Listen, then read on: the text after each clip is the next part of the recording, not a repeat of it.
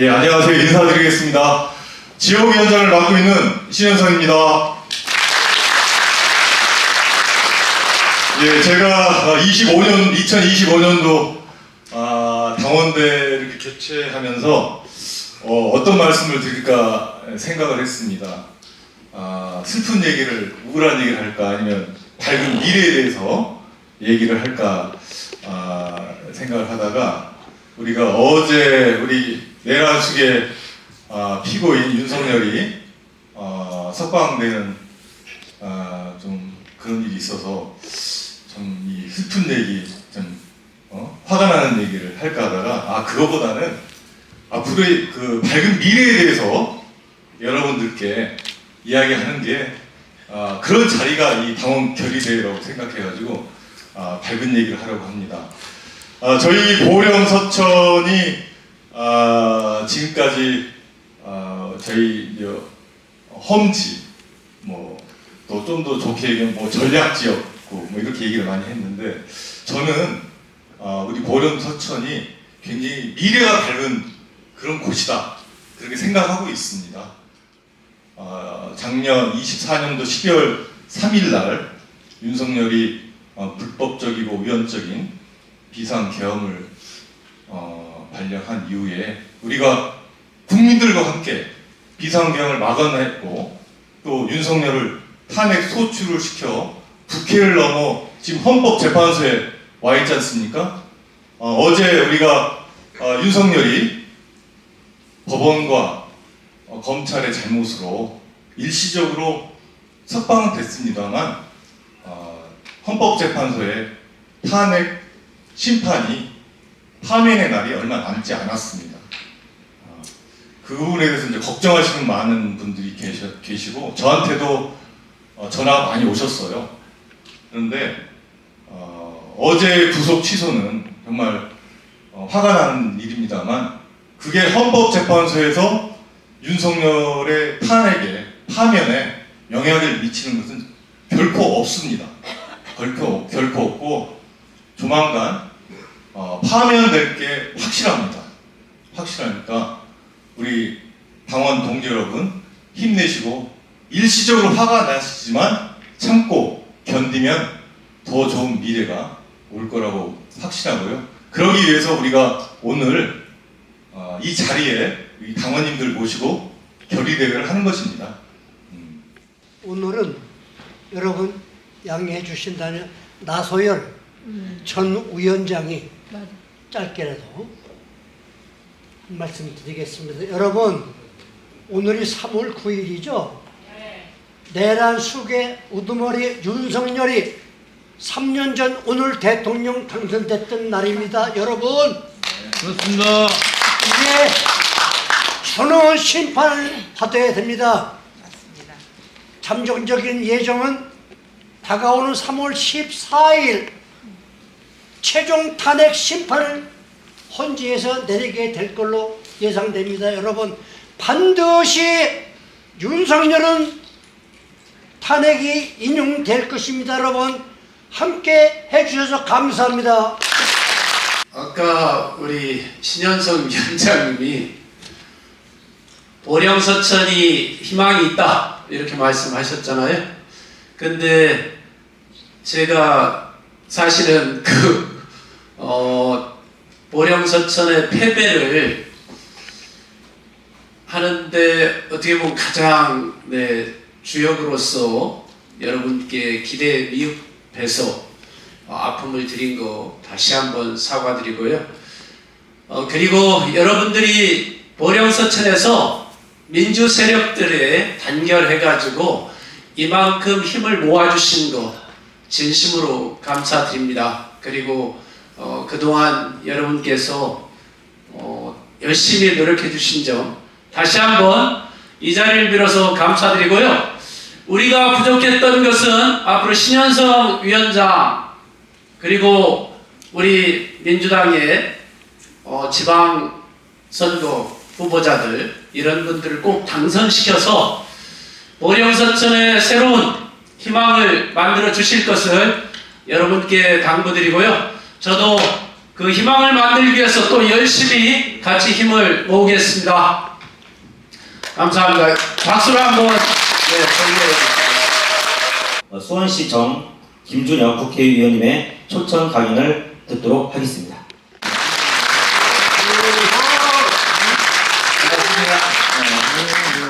예, 지금 소개하지 않은 이력 때문에 여기 오게 된 겁니다. 두 개의 이력이 있는데요.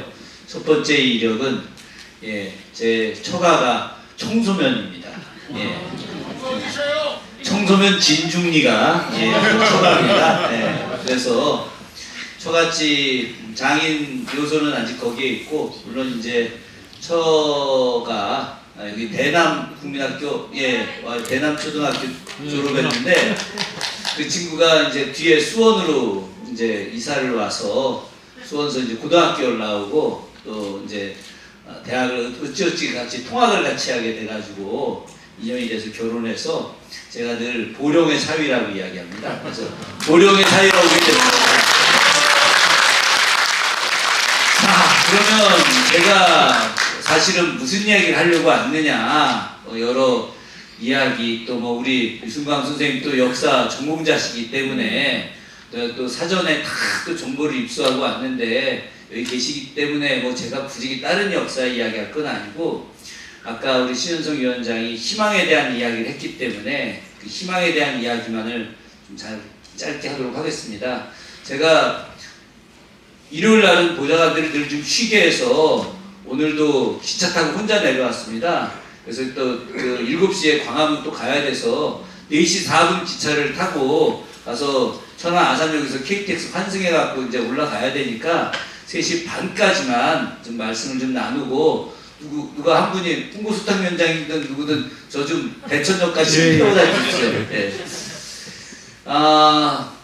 제가 아주 사랑하는 선배가 이 대천 출신이에요. 저희 과 선배인데 학번은 저하고 동기인데 사수에서 들어왔어요. 그래갖고 제가 아니 중앙대 사학과를 본 사수식이나 하고 들어오냐 그랬더니 그분이 내가 사실은 원래 서울대 가려고 그렇게 하다가 안 돼서 왔다고 뭐 어쩌고저쩌고 하길래 너 이런 인간이다 해서 그럼 서울대 가든가 뭘 또 여기를 왔다고 이야기하느냐. 근데 그 형이 대천으로 아예 고향인, 여기 원래 학원을 형님이 하셨는데 지금 이제 그 형은 이제 돌아가셨습니다. 한 몇 년 전에.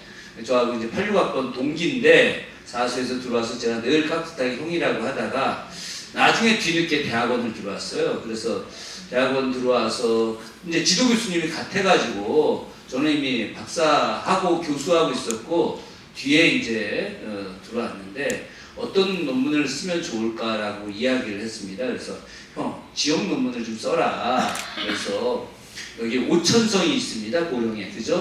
오천성이 그냥 성이 아니라 지금 남아있는 유적이 뭐 많지는 않지만 오천성이 역사적으로 굉장히 중요한 충청수영의 본거지입니다. 그럼 충청수영은 도대체 어떤 일을 하고 있는 곳이냐.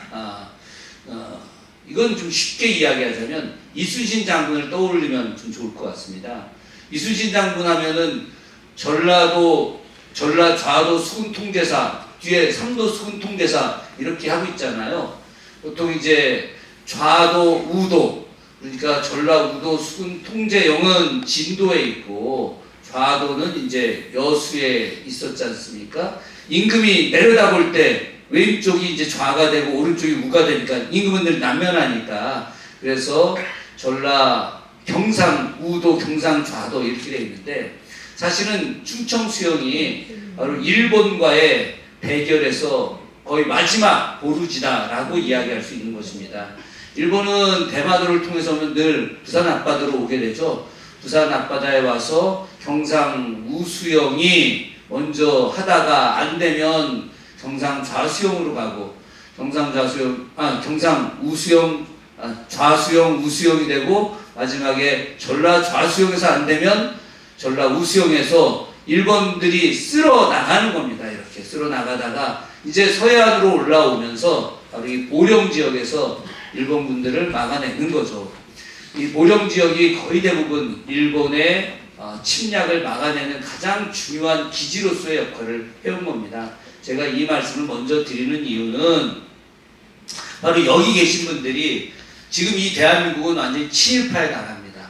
정말 심각할 정도의 친일파의 나라고, 제가 어제도 의원들 대상으로다가 이 방송에는 나오지 않았습니다만은 어제 우리 민주당 의원총회에서 심우정 탄핵안과 관련해서 여러 이야기가 나왔는데, 냉정하고도 합리적인 역할을 의원들이 해야 되지만, 제가 민주당 당내에서는 좀 선명성이 강한 강경파에 좀 해당된다고 보통 많이 알려져 있습니다. 윤석열 탄핵을 윤석열 취임하고 4개월부터 외친 장본인입니다. 가장 초기부터 탄핵을 외쳤고, 국회의원 전체 안에서 윤석열 탄핵 1호로 제가 역할하면서 윤석열 탄핵 국회의원 연대라고 하는 조직을 만들었습니다. 지금 그 조직에 제가 이제 간사를 맡고 있습니다. 지금 48명이 하고 있는데, 초기에 저한테 아니 무슨 국회의원이 맨날 거리에 나가서 윤석열 탄핵 외치고 있느냐라고 이야기하신 분들이 나중에 다 들어왔고, 그 뒤에 이제 탄핵이 이루어지는데 역할을 좀 하게 됐는데, 제가 그런 이제 좀 약간 강경파에 해당이 돼서 어제도 심우정 좀 강하게 탄핵해야 된다라고 이야기하면서 제가 어떤 이야기를 하게 됐느냐, 이 친일파의 나라에 대한 심각성을 이야기했습니다.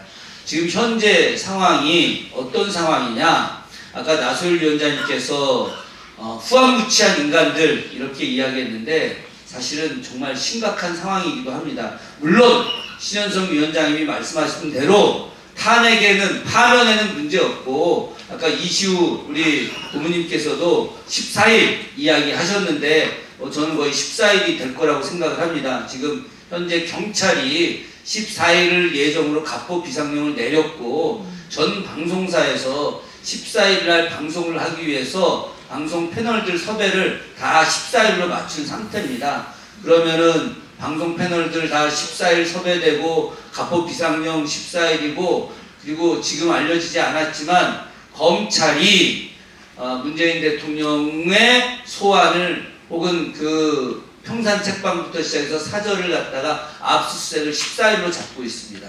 이건 거꾸로 14일 날 파면되는 걸 물타기 하기 위해서 문재인 대통령을 공격하기 위한 이런 일들까지 다 지금 정리되어 있고, 그것에 대한 대응책들도 저희들이 지금 준비를 하고 있습니다. 이런 것들의 근본이 바로 친일파들의 나라이기 때문이고, 그래서 추미애 의원께서 얼마나 이들이 더 무서운 사람들인지 지금 안심하고 낙관할 건 아니라고 하는 얘기도 또 어제 좀 긴급하게 하긴 하셨습니다만은, 이 친일파들의 행동들이 제가 봐서 지금의 현재 상황들이 과거의 역사 속과 매우 유사하게 이어지고 있다라고 하는 겁니다. 특히나 반민특위 해체하는 과정 속에서의 모습들, 이게 그대로 연결된다고 볼 수 있는 거죠. 저는 개인적으로 지금 현재 이 시국은 충분히 마무리될 수 있기도 하고, 윤석열 정권이 저는 완벽하게 붕괴될 거라고도 생각을 합니다. 그럼에도 불구하고 기득권들이 현재 장난을 치는 겁니다. 윤석열이 장난을 치는 게 아니라, 윤석열은 손바닥에 있는 인형에 불과합니다. 이 손바닥에 올려놓은 이 사람들이 이재명을 대통령 당선을 안 시키기 위한 고도의 작전이다. 그래서 내일쯤 변론 재개를 신청을 할 겁니다. 변론 재개를 신청하고, 윤석열이 감옥에 있는 동안에 제대로 된 변론을 헌재에서 못했으니, 지금 감옥에 나왔으니 이제 제대로 변론할 수 있게 시간을 다시 달라라고 이제 요청을 하게 될 겁니다. 그 요청을 받아들이면은 2달 길어지는 거고, 받아들이지 않으면 14일 날 끝나는 겁니다. 그래서 내일과 모레 이틀 사이가 우리 운명에서 가장 중요한 것이긴 한데, 저는 개인적으로 받아들이지는 않는다. 왜 그러느냐? 사법부가 너무나 교묘한 시기에 이 의견을 냈습니다. 너무 교묘한 시기에, 헌재가 이러지도 못하고 저러지도 못하는 아주 애매모호하고, 풀어줬다 하더라도 어쩔 수 없고 자기들은 생색내는 아주 기묘한 시기. 원래 이 결정을 내렸으면 최소 한 달 전에 냈어야 되는데, 한 달 동안이나 잘못된 안을 계속 붙잡고 있었던 거죠. 그러면 그 판사도 불법 구금을 하게 만든 장본이기 때문에 처벌받아야 되는 겁니다. 그럼에도 불구하고 아주 교묘한 시점으로 갔기 때문에 문제는 없다. 근데 제가 이 말씀을 왜 드리냐면 이 7.18 기득권들이 얼마나 무서운 세력들인지를 다시 이야기하는 겁니다. 과거 반민특위를 해체하고 그 반민특위를 해체할 과정에서 반민특위의 핵심이 특별 경찰단이었거든요. 특경단이라고 하는데 특경단 해체해버리죠. 특경단 해체하고 그 바로 뒤에 백범 김구 선생님께서 암살당합니다. 근데 특경단 해체되기 바로 직전에 있었던 일이 그 유명한 국회 뿌락시 사건입니다. 국회를 망가뜨려버리는 거죠. 국회의원들이 빨갱이다라고 해서 국회의원들을 갖다가 힘들게 하고 국회를 갖다가 무력화시키고 그 과정에서 반민특위를 지키지 못하게 만들고 반민특위를 해체하고 그리고 그 뒤에 민족 지도자들을 없애버리면서 자신들의 세상을 만들어내는 과정들. 전 그래서 이 부분에 대해서 어제 제가 이제 이야기를 하면서 이런 일련의 과정과 지금의 과정이 매우 유사하다. 그래서 다시 이재명 대표에 대한 피습이 있을 수 있다. 이재명 대표를 피습했던 그 김진성이라는 사람에 대해서 실체를 제대로 모르고 있고 그 사람이 15년형을 받았지만 그 사람이 외국에서 칼을 수입해서 계속 목을 찌르는 연습을 했던 거고 그것에 대해서 정확한 부위를 찔렀다고 지금 경찰이 밝히지 않았습니까? 근데 최근에 민주당의 모 의원께서 이름을 지금 거론하기는 좀 어렵긴 합니다만은 그 사람이 바로 국정원 블랙요원일 가능성이 매우 높다라고 하는 이야기를 했었습니다.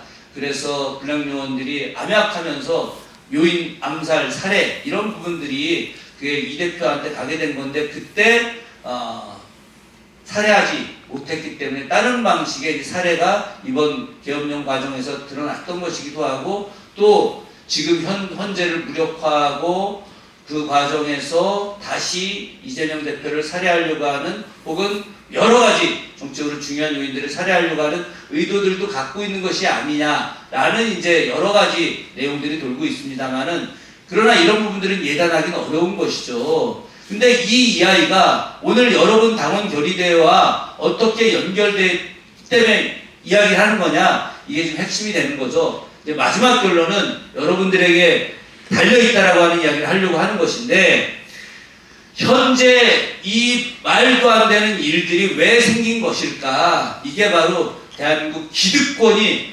얼마나 강한 건지에 대해서 이야기를 우리가 할 수 있게 되는 겁니다. 이 기득권들 상상이 안 가는 거죠. 당장 재판 판결문 다 써놨는데 1시간 뒤에 유죄가 무죄가 되고 무죄가 유죄가 되게 할 수 있는 게 저들입니다. 단순하게 1억, 2억, 3억, 10억, 20억 이렇게 해서 판결문을 바꾸는 것이 아니라 수십억 혹은 그 일가 전체가 평생을 먹고 살 수 있는 어마어마한 것을 거래 조건으로 내걸 수 있는 것들이 바로 이런 기득권들이죠. 이 기득권들의 지금 기반이 여러분들 잘 아시겠지만 미국과 연결되어 있는 거대한 친미 자본주의 그룹들. 그런데 이 거대한 친미 자본주의 그룹들이 그 이전에는 어땠습니까? 일제강점기에는 친일 그룹들이 되는 거죠. 친일, 어마어마한 친일 그룹들. 아까 애국가 우리 부르면서도 참 답답하지 않습니까? 수많은 사람들이 애국가를 불러왔는데 이 애국가를 만든 작곡가 안익태, 유명한 친일파 아닙니까? 그냥 도대체 안익태가 어느 정도 친일파야? 이렇게 이야기하실 수 있겠지만 안익태가 유럽에서 생활하는 동안에 안익태가 머물렀던 집은 바로 일본인 집입니다. 바로 만주국에서 파견한 유럽 대사 집에서 4년간을 머무릅니다. 아주 유명한 아주 일본 내에서도 최고의 정부의 핵심 인물 집에서 안익태가 머무르면서 거기서 연주 활동을 하게 됩니다. 그 과정에서 그 유명한 바로 이 나치를 위한 그런 노래를 만들기 시작을 하는 거죠.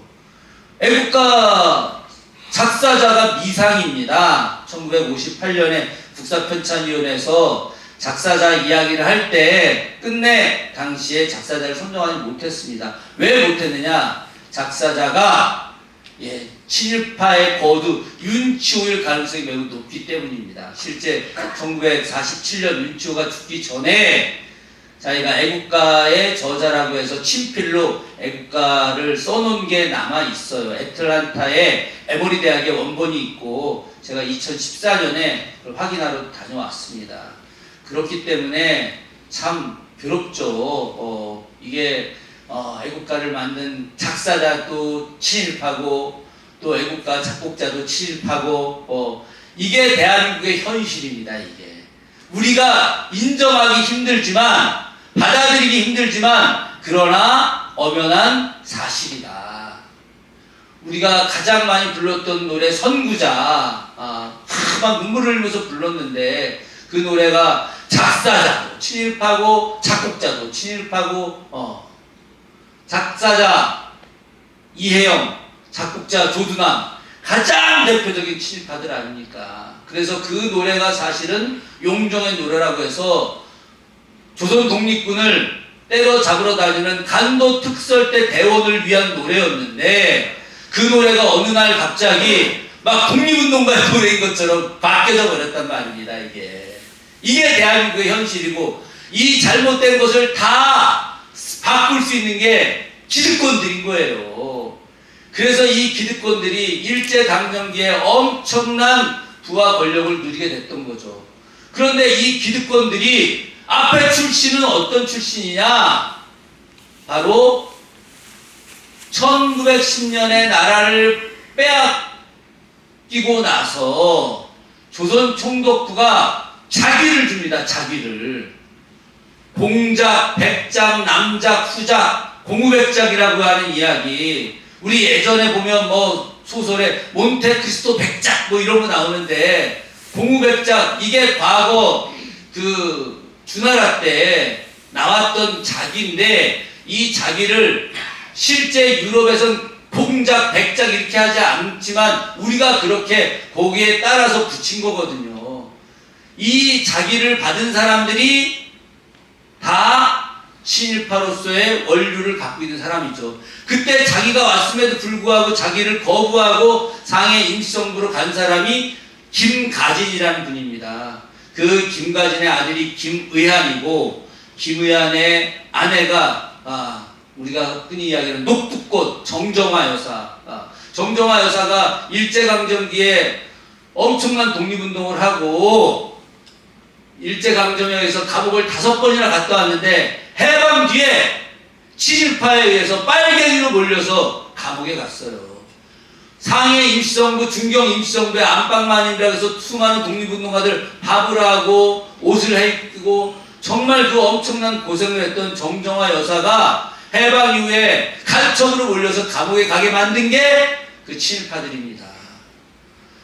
그 정정화 여사, 김의한 선생의 아들이 김자동 선생, 문재인 대통령께서 대통령 취임하고 중경 임시정부에 가서 마지막 그 환구각 때 그 골목에서 찍었던 사진에 대통령님 바로 옆에 있던 분이 김자동 선생인데 재작년에 돌아가셨어요. 김자동 선생의 어머니가 간첩으로 몰려서 감옥에 갔다. 그 위대한 독립운동가를 간첩으로 만들어내는 인간들이 다 친일파라고 하는 거죠.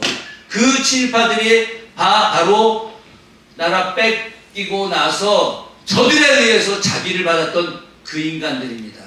근데 이 자기를 받았던 이 사람들의 90%가 조선 후기 당파가 어떤 당파였느냐?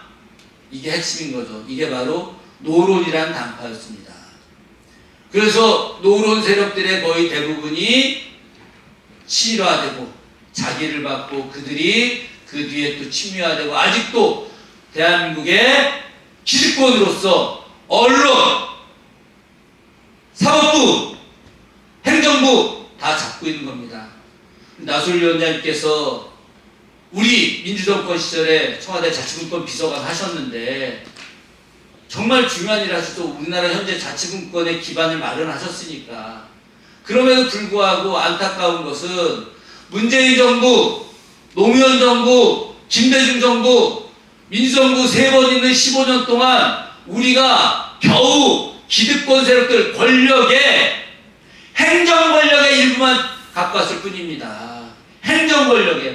우리가 재벌과 연대에서 자문의 권력을 가졌습니까? 사법부의 권력을 가졌습니까? 군부의 권력을 가졌습니까? 검찰의 권력을 가졌습니까? 일개 평검사들이 대통령한테 당신 몇 학번이냐고 물어보는 말도 안 되는 짓거리들 하지 않습니까? 부산 사고 나온 거 뻔히 알면서 몇 학번이냐? 대학 나온 사람들한테 이야기하는 몇 학번이냐? 이따위 말도 안 되는 싸가지 없는 질문을 하는 게 평검사들. 이 평검사가 대통령하고 맞짱 까게 만들었던 그 기득권 세력들, 이 기득권 세력을 깨지 않아서는 절대 안 된다는 거죠. 자, 이 기득권이 얼마나 대단한 사람들이냐? 제가 가장 존경했던 실학자 한 명 있었습니다. 제가 최근에 어떤 작업을 하고 있느냐? 이재명의 보수적 실용정책, 이 실용정책이 정조와 정약용의 실학정신, 실용정신을 계승하는 것이다라고 하는 정리를 제가 하고 있습니다. 개선 프로젝트에서. 제가 역사 전공 대학 교수 출신인데 제가 정조 전공자입니다. 그래서 저 문재인 정부 시절에 문재인 대통령께서 2020년에 본인이 2020년에 읽었던 가장 좋은 책 4권 중에 한 권으로 선정을 해서 국민들에게 알려주셨습니다. 그때 그 홍범도 평전하고 제 책, 역사책 2권, 리더라면 정조처럼이라는 책이었는데, 그래서 제가 그에 엄청 떴습니다.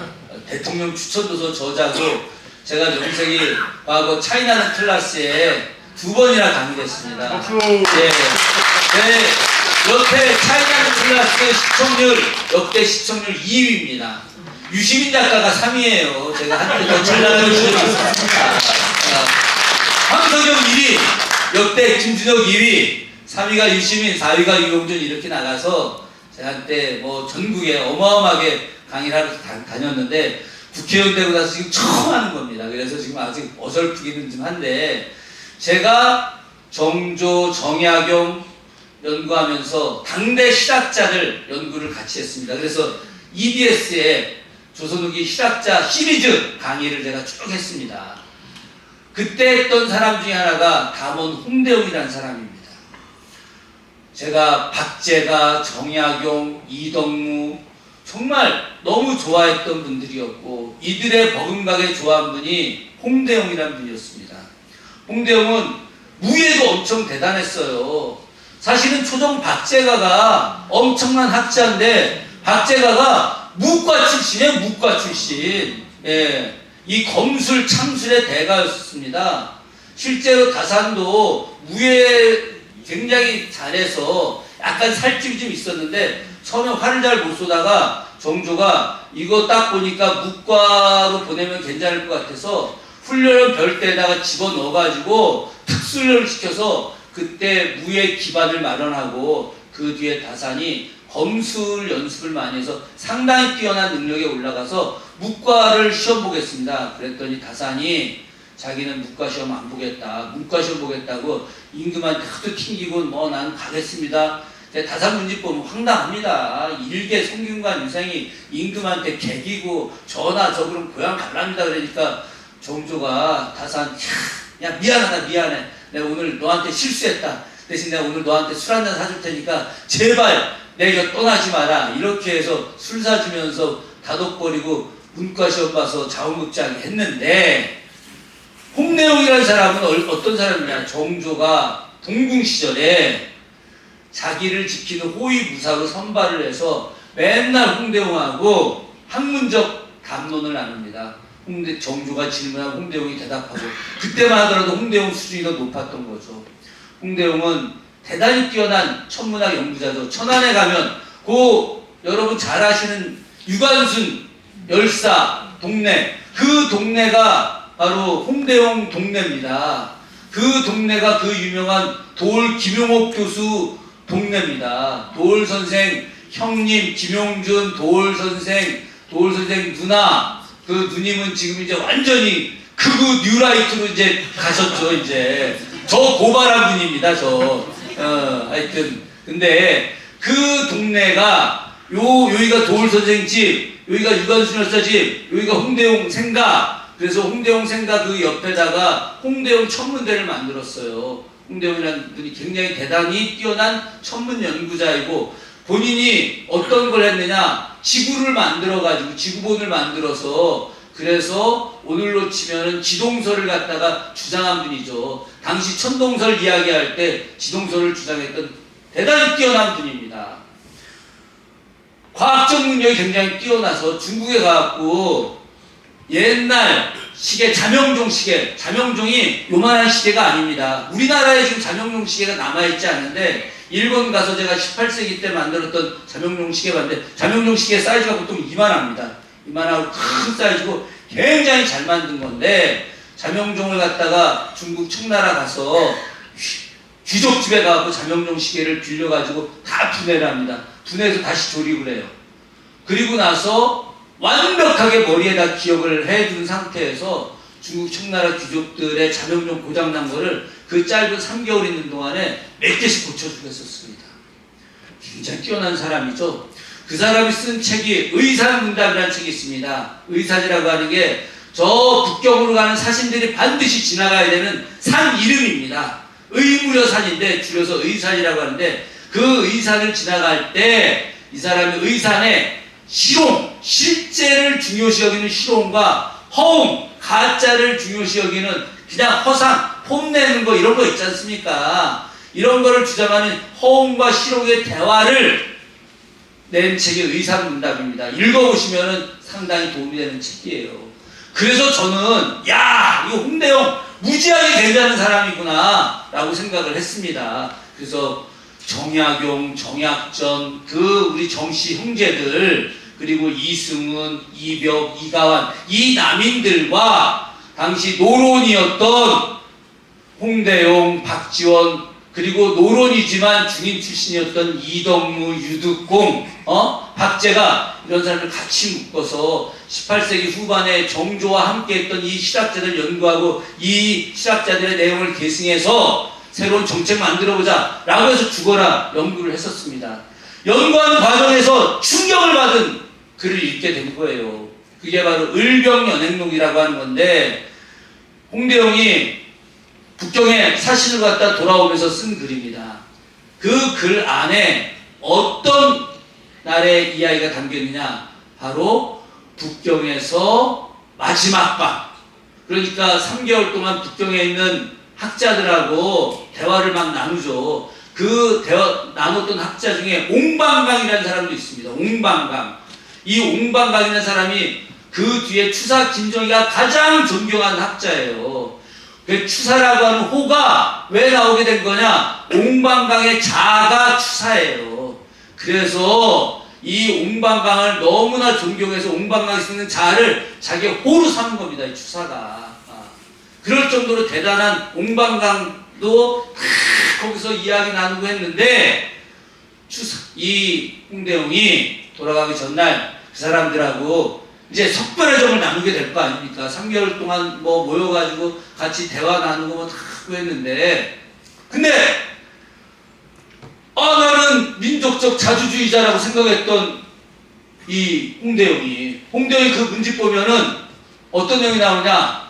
내가 산해관의 물을 한 손으로 밀어서, 산해관이라는 게 그 유명한 만리장성의 첫 관문입니다. 만리장성의 바다에, 산과 바다가 결합 딱 있는 그 자리에 어마어마한 성문이 있습니다.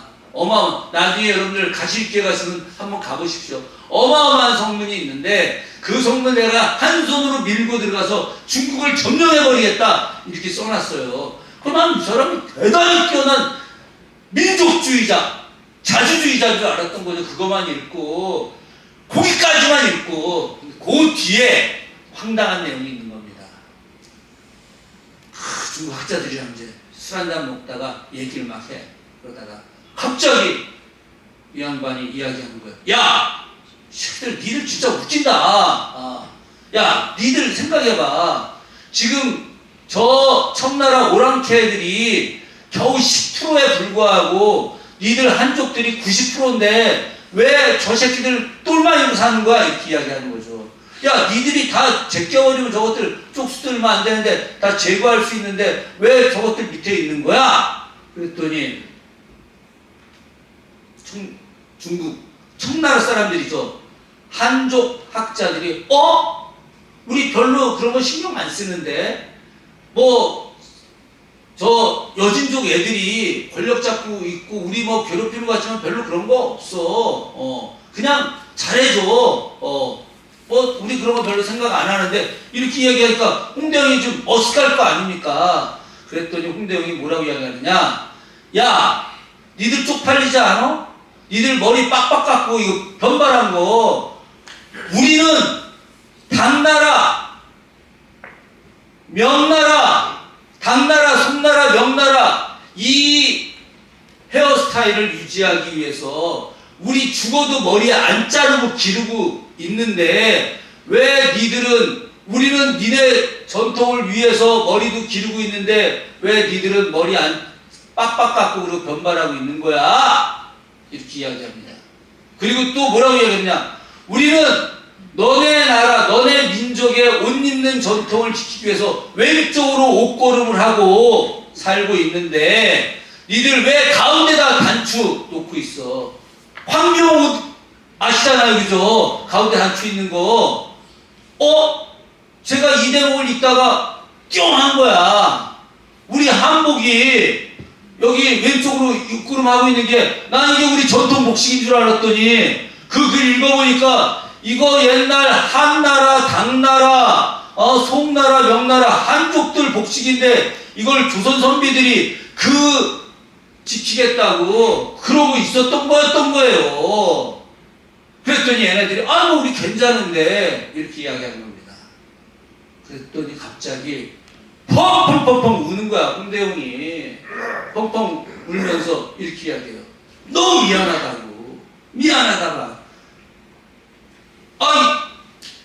이 한족 선비들이 갑자기 홍대영이 펑펑 울어대니까 왜 우는지를 모르는 거야. 너 왜 우니 물어봐요. 그랬더니 미안하다. 우리가 너네와 하나가 되기 위해서 문자를 같이 쓰고 있는데 한문을 같이 쓰고 있는데 그런데 우리 백성들이 무식해서 너네 말을 배우지를 못해서 너네 말을 쓰지 못하고 있다. 나는 너네와 함께하기 위해서 어려서부터 중국어를 공부해서 이렇게 자유롭게 중국말로 하고 있는데 그런데 우리 백성들이 무식해서 너네 중국말을 배우지 못해서 너무 미안하다. 대신 내가 사과할게. 이렇게 이야기합니다. 제가 그 대목을 읽으면서 어떤 생각이 드느냐. 조선의 기득권들. 이 조선의 기득권들은 자신들의 나라를 조선이라고 생각하지 않았구나. 자신들의 나라를 명나라로 생각했구나. 송나라로 생각했구나. 당나라, 한나라로 생각했구나. 자기네들은 중국 사람이지 조선 사람이 아니구나. 이렇게 생각을 하고 있구나라고 제가 생각을 한 겁니다. 이게 맞는 거예요. 조선에서의 기득권들 모든 것들을 다 중국식으로 하지 않습니까? 그러니까 세종이 한글을 만들었어. 한글 못 만들게 하려고 크게 이야기하지 않습니까? 그러다 세종이 끝내 한글을 만들었어. 훈민정음 정음 바른 말이죠. 바른 말. 그랬더니 훈민정음을 어떤 말로 바꿨습니까? 언문이라고 바꿨죠. 언자가 무슨 언자인 줄 아십니까? 언자가 계집언, 천하러. 계집들이나 쓰는 천하는 이 언문이. 그래서 백성들이 똑똑해지지 못하게 하려고 훈민정음을 못 쓰게 해버렸습니다. 세종 때 훈민정음 만들고 나서 조선 내내 훈민정음은 사용되지 않고 겨우 향리들 이런 사람들이나 훈민정음을 쓴 거예요. 조선 양반들 훈민정음 쓰면 안 됩니다. 창피한 거예요. 그리고 저건 글자도 아니야. 왜? 저 훈민정음을 쓰면 백성들이 어떻게 됩니까? 똑똑해지잖아요. 저 글을 통해서 많은 정보를 얻게 되고 정보와 지식을 얻게 됐을 때 백성들이 똑똑하게 되고 기득권에 저항하게 되고, 그러면 이 기득권들은 중국이 자기들의 모국인데 사대가 자신들이 해야 될 가장 중요한 일인 건데, 저 자주를 외치고 조선의 민족을 외치는 저 허접한 백성들이 들고 일어나면 안 되니까 백성들을 계속 무식하게 배우지 못하게 만들어낸 거죠. 그래서 정조가 왕되고 나서 훈민정음을 대대적으로 쓰게 하고, 모든 정부 문서에 훈민정음을 따로 번역해서 내게 하고, 훈민정음을 활성화하기 위해서 목활자, 나무로 도장하듯이 그런 활자 만들어서 대대적으로 책 인쇄해서 보급하게 하고, 조선 역사에서 최초로 책 장사가 나오게 된 게 바로 정조 때입니다. 그 과정에서 지식이 보급이 되게 되고 백성들이 똑똑해지고 그 과정에서 민이 성장하게 되는 거죠. 그럼에도 불구하고 기득권들은 신학이라고 하는 이름으로다가 사실은 어떻게 한 거냐, 조금씩만 내주는 겁니다. 그냥 조금만 내주. 야, 우리 떡 하나 더 줄 테니까 요 정도면 됐지? 야, 그래, 이들도 더 커야지. 그런데 이거는 건들지 마, 이거는 절대 안 되는 거야 라고 하면서 약간 기회주의적일 수도 있고, 어찌 보면 이들을 포용한다고 하면서도 불구하고 이들을 누르는 일들을 했던 겁니다. 제가 드리고 싶은 가장 중요한 이야기는 바로 이 기득권들은 늘상 자신들의 기득권을 갖기 위해서 국민과 함께, 백성과 함께 하기보다는 더 큰 강대한 세력, 미국, 일본 혹은 중국, 더 강고한 세력과 연대해서 철저하게 모든 것을 장악하고 그들에 의해서 자신들의 권력을 유지하려고 하는 것입니다. 지금도 그런 세상이에요. 지금도 역시 마찬가지입니다. 그래서 정치, 경제, 사회나 모든 부분들이 다 저들에 의해서 장악된 것입니다. 저들에 의해서 장악된 것이기 때문에 우리가 그 벽을 깨기가 너무 어려운 거예요. 지난 선거 때 언론에서 저 많이 보셨을 겁니다. 저 어디 저기 막 지방에 가도 다 알아봅니다.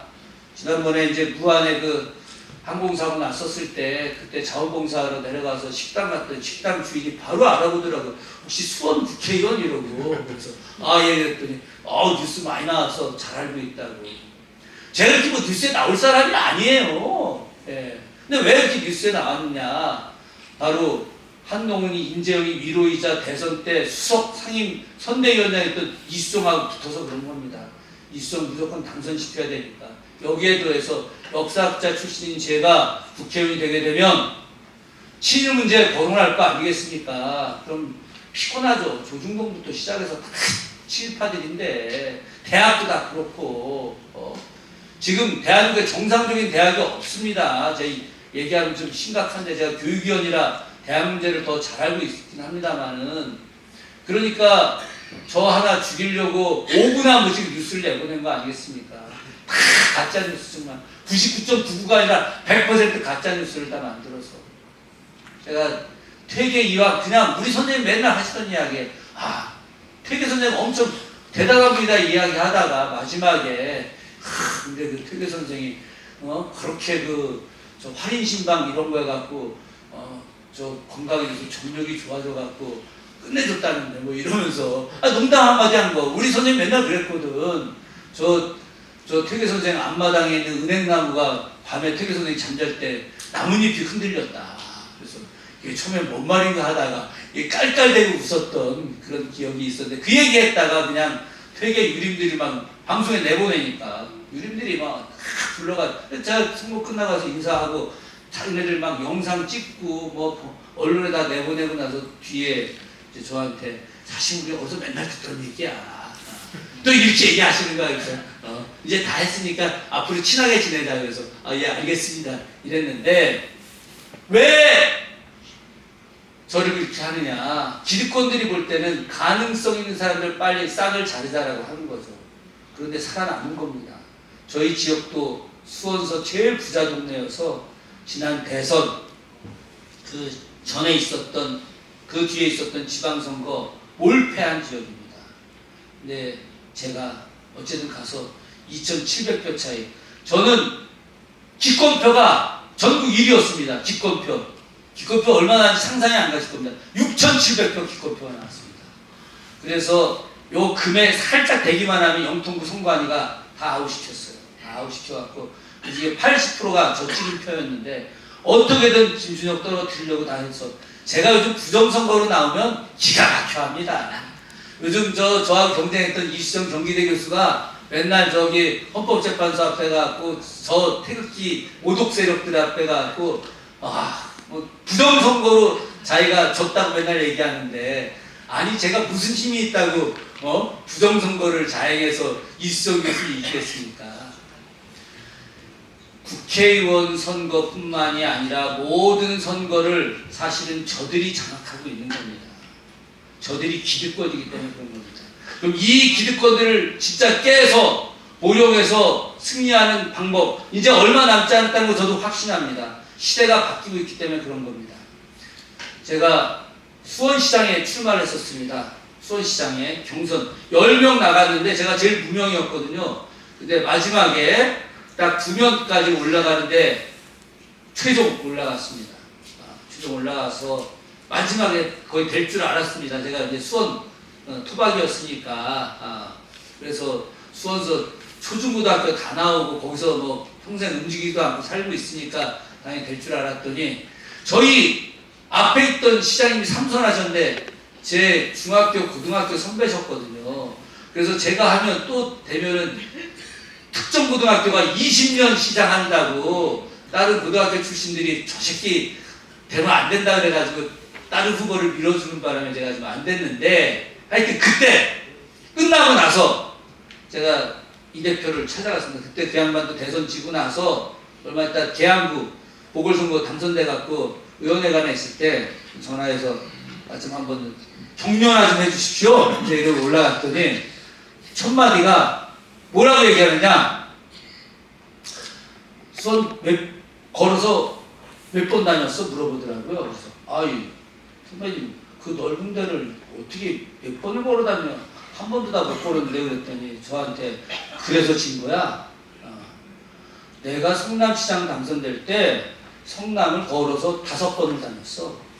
그리고 2층, 3층 안 간 데가 없어. 상가 중에 내가 안 들린 상가 단 하나도 없어. 온 동네를 다.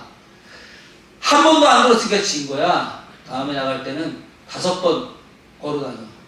그래서 제가 국회의원 선거 나왔을 때 저는 딱 2달 경선에서 원래 선거 안 나가려고 하다가 정여립 책쓰러 전주에 정여립 돌아가신 죽도에서 거기서 현장 조사하다가 제 후배가 전화 한 통화 해가지고 그게 11월 말이었거든요. 전화 한 통화해서 형 총선 안 나가면 형 역사에 죄인 될 것 같아. 그래서 제가 진짜 떠들지 마 그러고 저녁 때 술 왕창 먹고 전주에서 막걸리 먹다가 제 아내한테 전화했습니다. 이 보령의 딸한테 전화했습니다.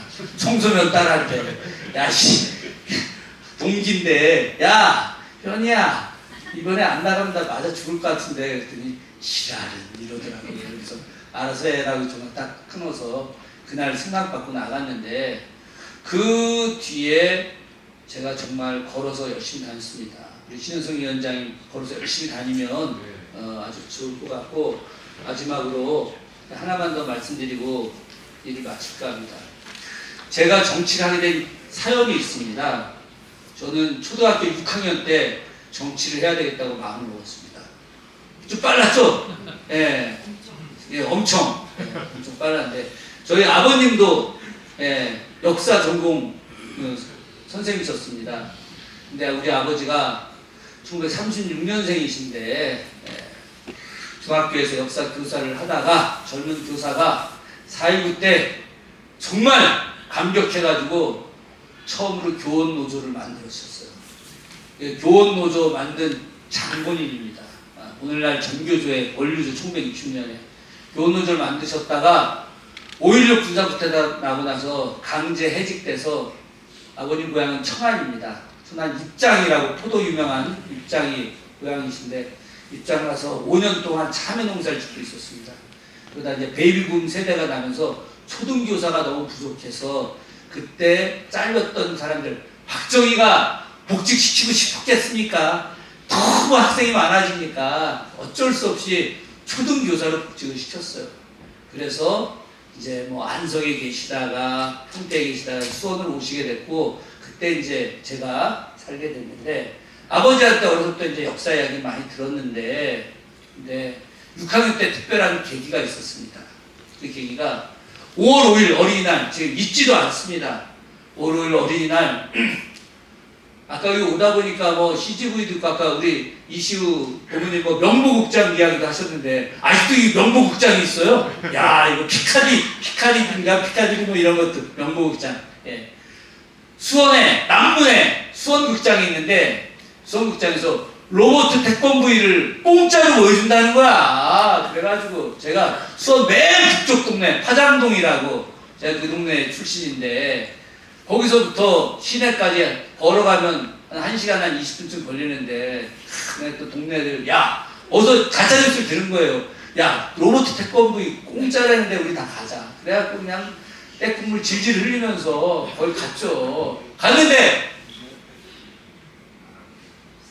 돈 내고 들어가라는 거예요. 그래서 우리 이거 공짜인 줄 알고 파장동에서 여기까지 왔다. 그러니 지금 보여달라 했더니 뭐 미친 거지. 돈 내고 봐야지. 그래서 끝내 못 들어가서 야 개구멍이라도 찾아보자 막 해갖고, 우리 동네 그때 여성 북극단, 지난번에 뭐 드라마 있었지 않습니까? 여성 북극단이 6개월 와 있었거든요. 그래서 저 어려서 6학년 때 맨날 북극 공연 보고 다 했어요. 그게 마지막 북극단이었어요. 마지막 북극단. 근데 거기 개구멍 수시로 있었거든. 막 천막 치니까 일로 들어가고 저로 들어가고, 그래서 극장도 그런 줄 알고 우리가 극장을 가봤나. 그래서 그냥 맨날 운동장에서 옛날에 김두한 영화 이런 거 있잖아요.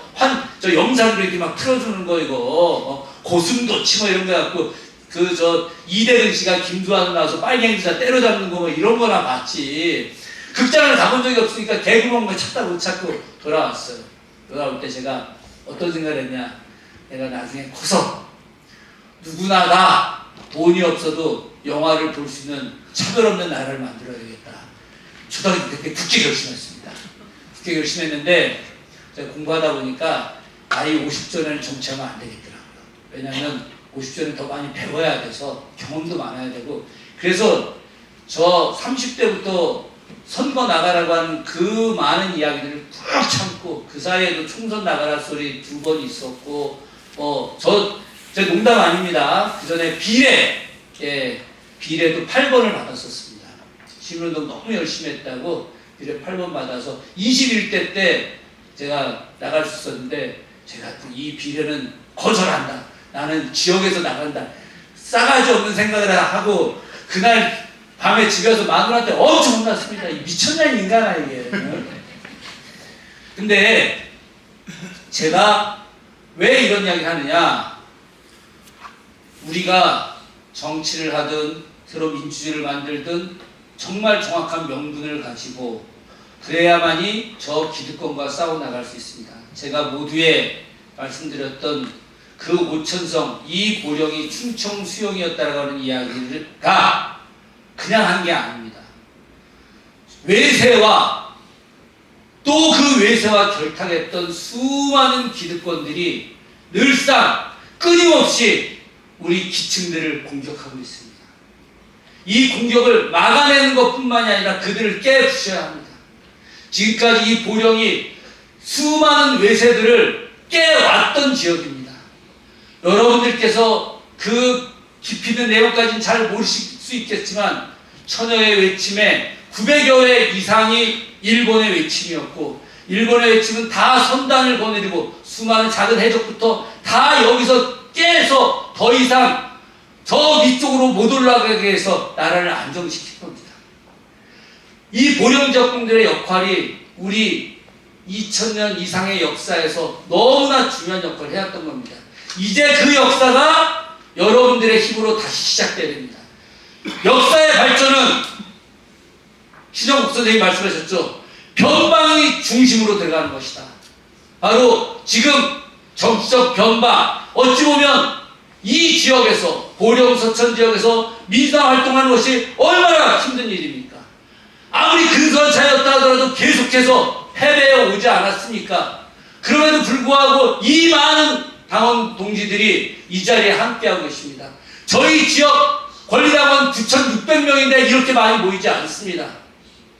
정말 놀라운 거예요. 이렇게 많이 모인 게. 제가 그 이전에 대선 기간에 전국에 민주당 강연 연사 10명에 선발돼갖고 돌아다녔는데 이렇게 많이 모인 지역을 본 적이 없었습니다. 여러분 정말 대단한 겁니다. 이제 여러분들이 이 험지에서 중심으로 들어가서 여러분들의 승리뿐만이 아니라 대한민국 역사 발전의 중심이 돼서 더 이상 저 기득권 세력들이 파괴하지 못하게 하고 저들이 자신들만의 이익을 위해서 만드는 모든 법과 제도를 청산하게 하고 새로운 사회 대개혁을 통해서 여러분들이 여러분들의 힘으로 만드는 새로운 나라를 만들어 내실 거라 확신합니다. 여러분이 신현석 위원장님, 나설 위원장님과 함께 대한민국의 미래를 만들어 주기 바라겠습니다. 고맙습니다.